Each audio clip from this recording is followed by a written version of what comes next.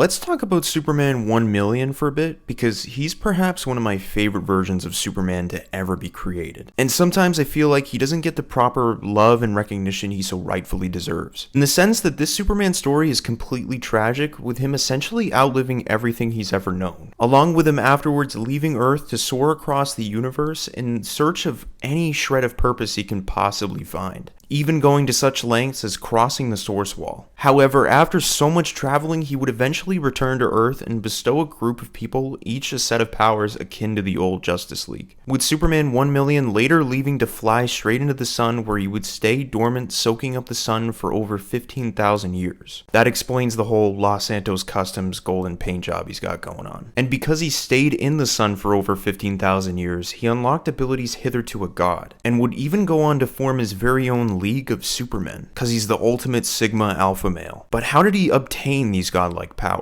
Well, it all stems from a story called All-Star Superman that covers a Superman on what he would do if he only had a year left to live, and how he would spend that time trying to save the Earth and leaving the universe a better place. As in the story, after getting exposed to too much solar radiation, his cells would start to implode like fireworks at an accelerated rate. With so much cell decay and so little time to live, Superman goes on a journey to leave the world knowing it'll be okay without him there to save it, going on to do things like curing cancer, creating a literal universe, solving the unanswerable question, traveling through time to say goodbye to his father while also meeting himself as Superman 1,000,000, and topping it all off by flying into the sun by the end of the story to repair the sun from within so as to prevent the sun from imploding. Whew, that's a lot to unpack. And if you ever have the time, I'd suggest reading the story, as it's possibly the greatest Superman book I've ever read, and personally helped me get through a difficult period in my life where I was just begging for hopeful shit like this story to come down and swoop me off my feet. Now back to the story. After Superman repaired the sun, it is assumed that he went back to his old life, where his story would take quite the depressing turn, where he would essentially outlive everything he's ever known, because Superman's lifespan is much greater than the regular human's lifespan, sort of like the Viltrumites in Invincible, thus causing Superman to fly out and soar into the universe, like I explained in the beginning very briefly, where after searching across the universe for purpose, he would eventually cross the Source Wall, which is infamously known for being uncrossable, as when you touch it, you will become a part of the wall, as Dr. Doom learned the hard way.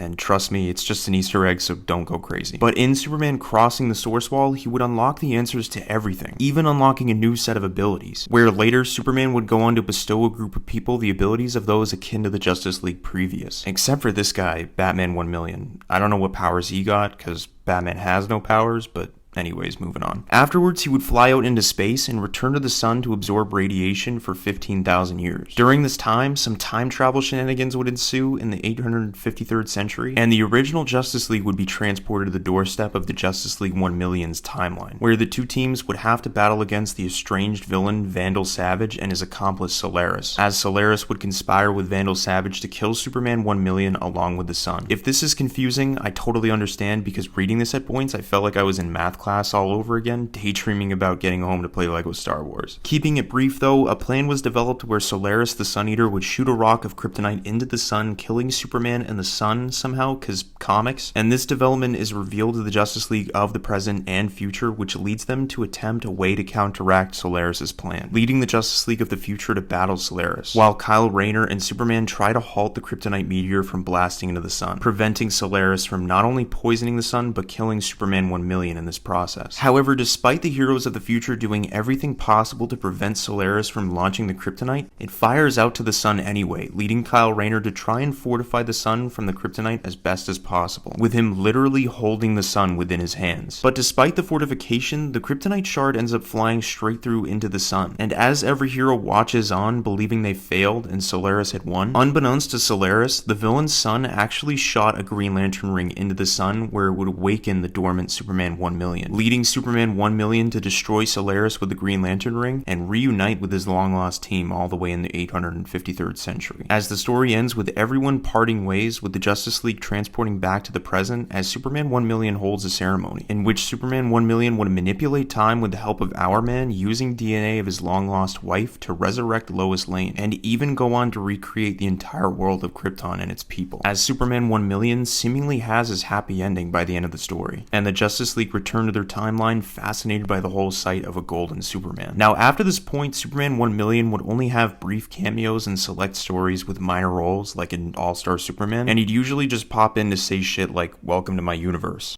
while smiling like Metro Man. But sadly, Superman 1 million's tale doesn't quite get the happy ending I think we were all hoping for. As in the Future State event, Superman 1 million would find himself overwhelmed by villains with immeasurable power, and end up brutally killed, with Superman 1 million essentially leaving the Justice League of the 853rd century hopeless. Now, in reading everything I could about Superman 1 million, it seems his power scaling is all over the place, where in some comics he can create a whole universe himself and manipulate matter and time to create whole worlds, but in other stories he gets absolutely dogged on for the sake of the comic he's in. However, that's not to discourage how absolutely phenomenal this Superman is, because I think there's an overarching message to be found in the concept of Superman 1 million as a whole, as I see his story as a tale of endearment and perseverance. And the reason I say this is because Superman 1 million could have given up on life entirely. I mean, just imagine outliving everything you've ever known and have to face the reality that things will never be the same as they once were. That you'll still be around thousands of years after your loved ones are gone, leaving nothing behind but a memory. If I were in his shoes, I would have gone absolutely insane, but Superman doesn't crumble. He doesn't waver. Instead, he reaches out into the stars to overcome that adversity, to try and leave the universe in a better place than it was before, to try and leave a mark on the world so as to give people a reason to dream and to aspire to be greater, with something just as simple as a golden smile to leave us with a spark in our hearts that there is a reason we get up every day, and most of all, a reason to try. That's why I love this version of Superman. Now, you could make the argument that I'm overthinking, but I don't care, because Superman 1 million is fucking cool in my book. And I only hope that with time and through me trying to make videos week after week that I can inspire someone else out there to keep moving forward, and most importantly to keep trying to accomplish their dreams. Because my dream was to never be an astronaut or a firefighter. My dream entirely was to just make people happy. And I like to think that I've